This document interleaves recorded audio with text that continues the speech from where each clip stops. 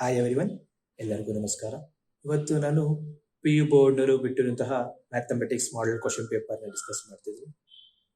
ನಿಮ್ಮ mathematics question ಪೇಪರ್ನಲ್ಲಿ totally 150 ಮಾರ್ಕ್ಸ್ಗೆ question ಪೇಪರ್ನ ಸೆಟ್ ಮಾಡಿರ್ತಾರೆ. ಅದರಲ್ಲಿ ನೀವು 100 ಮಾರ್ಕ್ಸ್ಗೆ ಆನ್ಸರ್ ಮಾಡಬೇಕು. ಮೊದಲಿಗೆ ನಾವು ಪಾರ್ಟ್ ಎಗೆ ಹೋಗೋಣ. ಸೊ ಅದೇ ರೀತಿ ಇಲ್ಲಿ ಎಲ್ಲ ಕ್ವಶನ್ಸ್ ನಾನು ಬರೆದಿಟ್ಕೊಂಡಿದ್ದೀನಿ, ಹಾಗೆ ಡೆಫಿನೇಷನ್ ಸಹ ಬರೆದಿಟ್ಕೊಂಡಿದ್ದೀನಿ. ಈಗ ಡಿಸ್ಕಸ್ ಮಾಡ್ತಾ ಹೋಗ್ತೀನಿ.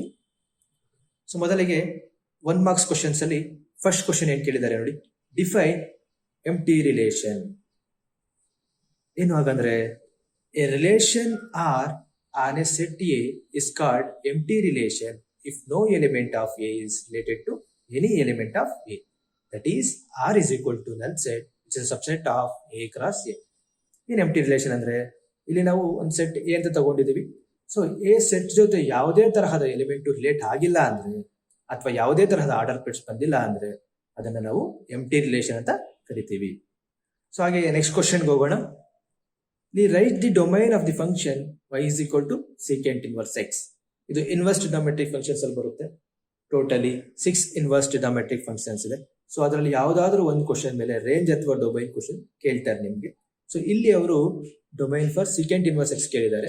ಸೊ ಏನ್ ಸೀಕೆಂಟ್ ಇನ್ವರ್ಸ್ ಎಕ್ಸ್ ಗೆ domain R minus open interval -1, ಅಂದ್ರೆ ಇಲ್ಲಿ ಎಲ್ಲಾ real numbers excluding open intervals ಅಲ್ಲಿ ಇದೆಯಲ್ವಾ, -1 ಇಂದ 1, ಬಿಟ್ವೀನ್ -1 and 1 ಆ ವ್ಯಾಲ್ಯೂಸ್ ನ ಬಿಟ್ಟು ಎಲ್ಲಾ ರಿಯಲ್ ನಂಬರ್ಸ್ ತಗೋಬಹುದು.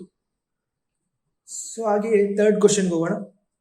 If A matrix has 5 elements, what are the possible orders it can have. ಇಲ್ಲಿ 5 ಎಲಿಮೆಂಟ್ಸ್ ಕೊಟ್ಟಿದ್ದಾರೆ ಮ್ಯಾಟ್ರಿಕ್ಸ್ ಅಲ್ಲಿ, ಯಾವ್ದಾವ್ದು ಆರ್ಡರ್ಸ್ ಬರಬಹುದು ಅಂತ ಕೇಳಿದ್ದಾರೆ. ಸೊ ನೋಡೋಣ. ಇಲ್ಲಿ ದ ಪಾಸಿಬಲ್ ಆರ್ಡರ್ಸ್ ಆರ್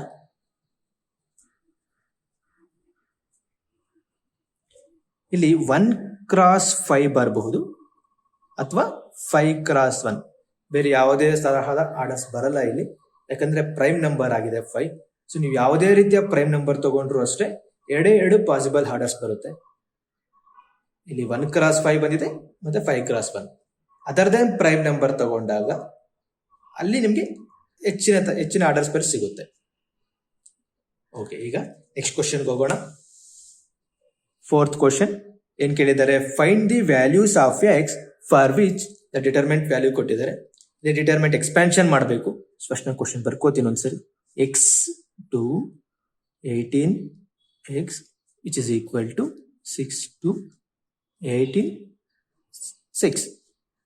ಈ ಡಿಟರ್ಮೆಂಟ್ ಕೊಟ್ಟಿದ್ದಾರೆ, ಡಿಟರ್ಮೆಂಟ್ ಎಕ್ಸ್ಪ್ಯಾನ್ಷನ್ ಮಾಡಬೇಕು. ಡಿಟರ್ಮೆಂಟ್ ಎಕ್ಸ್ಪ್ಯಾನ್ಷನ್ ಮಾಡ್ಬೇಕಂದ್ರೆ ಇಲ್ಲಿ ಫಸ್ಟ್ ಟಾಪ್ ಲೆಫ್ಟ್ ಕಾರ್ನರ್ ಇಲ್ಲಿ ಅಲ್ವಾ ಎಲಿಮೆಂಟ್, ಆ ಎಲಿಮೆಂಟ್ ಇಂದ ಒಂದು ಡಯಾಗ್ನಲ್ ಬರುತ್ತೆ ನೋಡಿ. ಈ ಡಯಾಗ್ನಲ್ ಎಕ್ಸ್ ಇದೆಯಲ್ವಾ, ಇದು ಡಯಾಗ್ನಲ್ ಆಗುತ್ತೆ. ಈ ಡಯಾಗ್ನಲ್ ಎಲಿಮೆಂಟ್ಸ್ ನ ಮಲ್ಟಿಪ್ಲಿಕೇಶನ್ ಮಾಡ್ಕೋಬೇಕು ನೀವು.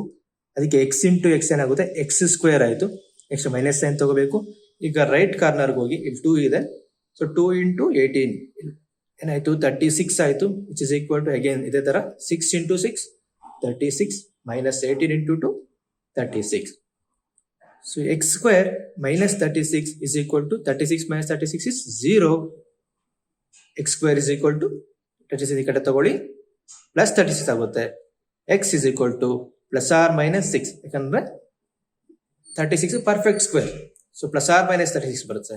ನೀವು ಓನ್ಲಿ ಪಾಸಿಟಿವ್ ಅಲ್ಲಿ ಬರೀಬಾರದು, ಇಲ್ಲಿ ಪ್ಲಸ್ ಆರ್ ಮೈನಸ್ ಬರೀಲೇಬೇಕು, ಇಲ್ಲಾಂದ್ರೆ ಮಾರ್ಕ್ಸ್ ಕಟ್ ಮಾಡೋ ಚಾನ್ಸಸ್ ತುಂಬಾ ಇದೆ. ಈಗ ನೆಕ್ಸ್ಟ್ ಕ್ವಶನ್ಗೆ ಹೋಗೋಣ. ನೆಕ್ಸ್ಟ್ ಕ್ವಶನ್ ಏನ್ ಕೇಳಿದ್ದಾರೆ, if y equals tan root x find dy by dx. Differentiation ಇಂದ ಬಂದಿದೆ, ಇಲ್ಲಿ ಡಿಫ್ರೆನ್ಶಿಯೇಟ್ ಮಾಡಬೇಕು. ಇಲ್ಲಿ ಎಷ್ಟು ಫಂಕ್ಷನ್ ಇದೆ, tan ಅನ್ನೋದು ಒಂದು ಫಂಕ್ಷನ್, ರೂಟ್ ಎಕ್ಸ್ ಒಂದು ಫಂಕ್ಷನ್. ಇಲ್ಲಿ 2 ಫಂಕ್ಷನ್ಸ್ ಇದೆ, ಅದರಿಂದ ಇದನ್ನ ಚೈನ್ ರೂಲ್ ಇಂದ ಸಾಲ್ವ್ ಮಾಡಬೇಕಾಗುತ್ತೆ. ಸೊ ಡಿಫ್ರೆನ್ಶಿಯೇಟ್ ಮಾಡೋಣ. y ಗೆ differentiation with respect to x is dy by dx which is equal to tan root x ಗೆ ಸೆಕೆಂಡ್ ಬರುತ್ತೆ, secant square root x into d by d x of root x. Again root x ಗೆ differentiation ಮಾಡಬೇಕು. Secant square root x into root x differentiation is 1/2 root x which is equal to secant square root x divided by 2 root x. ಈ ತರ solve ಮಾಡಬೇಕಾಗುತ್ತೆ. Next 6th ಕ್ವಶನ್ಗೆ ಹೋಗೋಣ. Find integral ಕೇಳಿದ್ದಾರೆ, ಇದು integrals ಅಲ್ಲಿ ಬರುತ್ತೆ. ಸೊ ಇಂಟಿಗ್ರೇಷನ್ ಮಾಡೋಣ. 2 into x square ಇಂಟಿಗ್ರೇಷನ್ ಏನು, x cube by 3. ಸೊ ಯಾವ ತರ ಅಂದ್ರೆ integral x power n d x is equal to x power n plus one by n plus one plus c ಅಂತ ಇದೆಯಲ್ವಾ, ಈ ಫಾರ್ಮುಲಾ ಯೂಸ್ ಮಾಡಿರೋದು ಇಲ್ಲಿ. ಅದಕ್ಕೆ ಎನ್ ಜೊತೆಲಿ 2 ಇದೆ, ದೇರ್ಫೋರ್ ಎಕ್ಸ್ ಕ್ಯೂಬ್ ಆಯ್ತು ಇಲ್ಲಿ, X cube by 3 plus E power X ಗೆ ಇಂಟಿಗ್ರೇಷನ್ ಇ ಪವರ್ ಎಕ್ಸ್ ಬರುತ್ತೆ ಪ್ಲಸ್ ಸಿ. ನೀವು ಸಿ ಇಲ್ಲಿ ಬರೀಲೇಬೇಕು, ಸಿ ಇಸ್ ಇಂಟಿಗ್ರೇಷನ್ ಕಾನ್ಸ್ಟೆಂಟ್ ಇಲ್ಲಿ, ಇಷ್ಟು ಬರೆದ್ರೆ ಸಾಕು. ಸೊ ನೆಕ್ಸ್ಟ್ 7th ಕ್ವಶನ್ ಹೋಗೋಣ. 7th ಕ್ವಶನ್ ಅಲ್ಲಿ ಡಿಫೈನ್ ಎ ನೆಗೆಟಿವ್ ವೆಕ್ಟರ್ ಅಂತ ಕೇಳಿದ್ದಾರೆ. ಇದು ವೆಕ್ಟರ್ಸ್ ಬರುತ್ತೆ. ಸೊ ನೆಗೆಟಿವ್ ವೆಕ್ಟರ್ ಅಂದ್ರೆ ಏನು? A vector whose magnitude is the same as that of a vector A but opposite in direction is called a negative of the vector. It is written as minus of vector A. ಏನಾಗಂದ್ರೆ ಈ ಒಂದು vector ತಗೊಂಡಿದೀವಿ ಇಲ್ಲಿ A ಅಂತ, negative of vector ಅಂದ್ರೆ magnitude same ಇರುತ್ತೆ but direction ಮಾತ್ರ opposite ಆಗಿರುತ್ತೆ, ಅದನ್ನ ನಾವು ನೆಗೆಟಿವ್ ಆಫ್ ವೆಕ್ಟರ್ ಅಂತ ಕರಿತೀವಿ. ನೋಡಿ ಇಲ್ಲಿ ಅಂದ್ರೆ ಎ ತಗೊಂಡಿದ್ವಲ್ಲ ವೆಕ್ಟರ್, ಅದಕ್ಕೆ ನಾವು ಮೈನಸ್ ಸೈನ್ ಅಟ್ಯಾಚ್ ಮಾಡಿದೀವಲ್ವಾ, ಏನಕ್ಕಂದ್ರೆ ಡೈರೆಕ್ಷನ್ ಆಪೋಸಿಟ್ ಇದೆ ಅಂತ.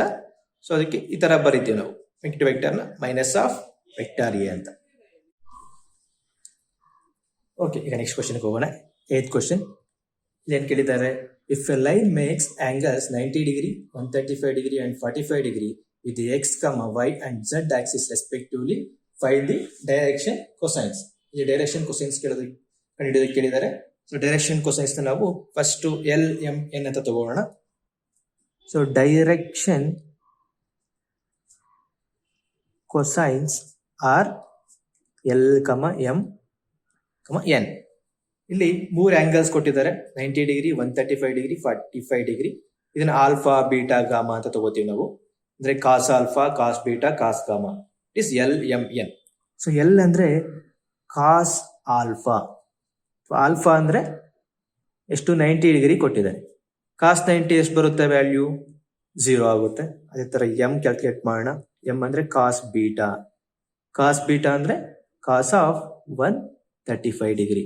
ಕಾಸ್ 135 ಇದು ಔಟ್ ಆಫ್ ರೇಂಜ್ ಇದೆ, 135 ಅನ್ನೋದು. ಇದನ್ನ ನಾವು ಕನ್ವರ್ಟ್ ಮಾಡ್ಕೋಬೇಕಾಗುತ್ತೆ.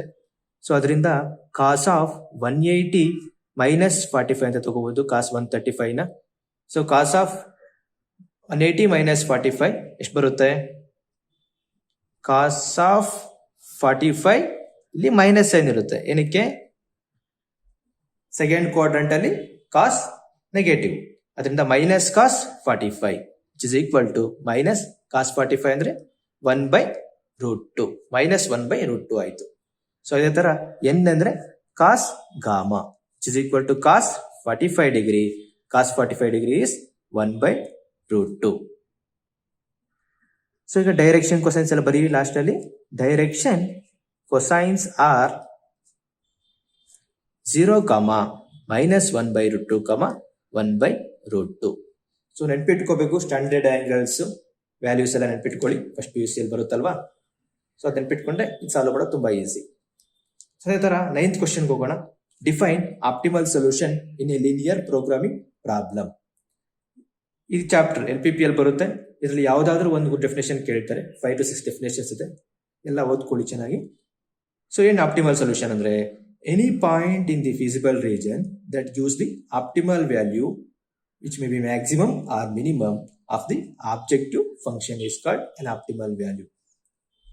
ಅಂದ್ರೆ ನೀವು ಗ್ರಾಫ್ ಪ್ಲಾಟ್ ಮಾಡಿದಾಗ ಫಿಸಿಬಲ್ ರೀಜನ್ ಬರುತ್ತಲ್ವಾ, ಫಿಸಿಬಲ್ ರೀಜನ್ ಮೇಲೆ ಕಾರ್ನರ್ ಪಾಯಿಂಟ್ಸ್ ಇರುತ್ತೆ. ಆ ಕಾರ್ನರ್ ಪಾಯಿಂಟ್ಸ್ ನ ಒಂದು ಇಕ್ವೇಶನ್ ಕೊಟ್ಟಿರ್ತಾರೆ, ಆಬ್ಜೆಕ್ಟಿವ್ ಫಂಕ್ಷನ್ ಇಕ್ವೇಶನ್. ಸೊ ಆ ಇಕ್ವೇಶನ್ ಸಬ್ಸ್ಟಿಟ್ಯೂಟ್ ಮಾಡ್ಕೊಂಡಾಗ ಒಂದು ಮ್ಯಾಕ್ಸಿಮಮ್ ವ್ಯಾಲ್ಯೂ ಬರುತ್ತೆ, ಮಿನಿಮಮ್ ವ್ಯಾಲ್ಯೂ ಬರುತ್ತೆ, ಡಿಪೆಂಡಿಂಗ್ ಆನ್ ಕ್ವಶನ್ ನೀವು ಸಾಲ್ವ್ ಮಾಡ್ತೀರಾ. ಸೊ ಅದೇ ತರ ಯಾವುದು ಆಪ್ಟಿಮಲ್ ವ್ಯಾಲ್ಯೂ ಬರುತ್ತೋ ಅದನ್ನ ಆಪ್ಟಿಮಲ್ ಸೊಲ್ಯೂಷನ್ ಅಂತ ಕರಿತೀವಿ ನಾವು. ಇದು 9th question. So next 10th ಕ್ವಶನ್ಗೆ ಹೋಗೋಣ. 10th ಕ್ವಶನ್ ಅಲ್ಲಿ ಏನ್ ಕೊಟ್ಟಿದ್ದಾರೆ ನೋಡಿ. ಓಕೆ, 10th ಕ್ವಶನ್ ಅಲ್ಲಿ if P of A is equal to 7/13, P of B is equal to 9/13 and P of A intersection B is equal to 4/13, evaluate P of A bar B ಅಂತ ಕೇಳಿದ್ದಾರೆ.